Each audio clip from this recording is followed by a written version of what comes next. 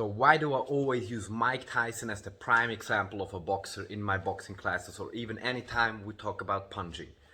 And it's because when a beginner thinks about Mike Tyson, they usually think about the ferociousness and power of that man.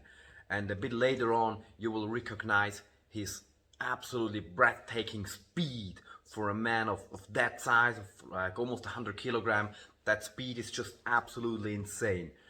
But the things that baffle me most are his footwork, his absolutely crisp and perfect footwork, and most of all, he's always using very clean technique.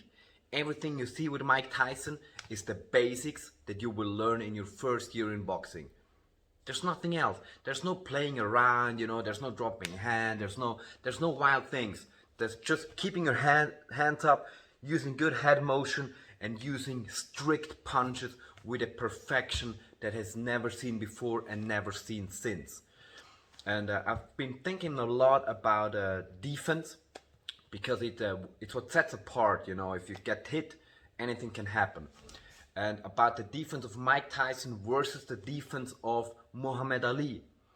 And in boxing forums you see a lot of discussion about Ali versus Tyson and who would win, or who's better at this and who's better at that, and the comparison of the footwork obviously, and obviously also the comparison of the defense, because who's got a better defense? Tyson with his very evasive motions, or Ali with all the other things that he's doing.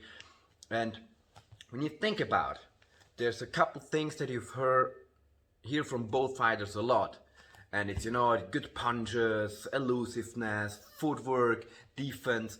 But only Ali is also revered for his awesome chin, like chin of granite. And Tyson actually had a pretty weak chin, so when he got hit hard, he obviously felt it. And that tells us how good his defense really was, versus how not so really good the defense of Ali was.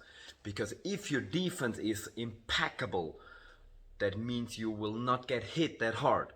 And if people find out how absolutely awesome your chin is, how much of a punch you can take, that probably means that your defense is not as good as the people thought. It might be flashy and wow, it's cool to look at, but Tyson's defense was so incredibly effective that even though he had a weak chin, he could become an unbeatable world champion of boxing. And that's one of the main factors why I use him as an example, because many boxers take brain damage, and I think to conserve your brain is one of the most important things long term for a martial artist. I think it's not that bad. I'd rather limp than stutter, I'm always saying. And English isn't my first language, so please excuse if I stutter, ironically. But I think when I'm 70 or 80 years old, it's not that bad if I'm having a limp, and using this pimp stick or something. But if you cannot say a sentence straight, that's not very glorious. And many people think, that this whole boxing is so mysterious. Like, staring in the distance and thinking a lot. And man, it's not mysteriousness, it's brain damage. It's not a good thing. So Mike Tyson today at over 50, after I don't know how many pro fights, I'm not that much of a fan of numbers, he's still the same as when he was 20 in brain health. So he's probably not, let's say he's not Einstein, but he can still talk straight, he can think straight, he's awake, he's aware, he's all there.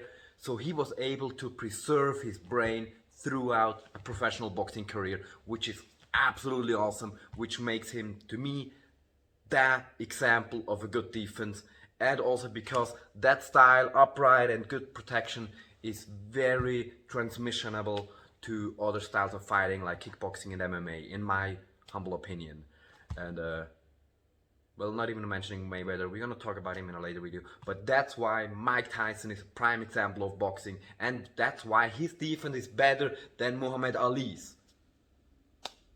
If you have another opinion, write me, call me out, cuss at me, whatever, I don't mind.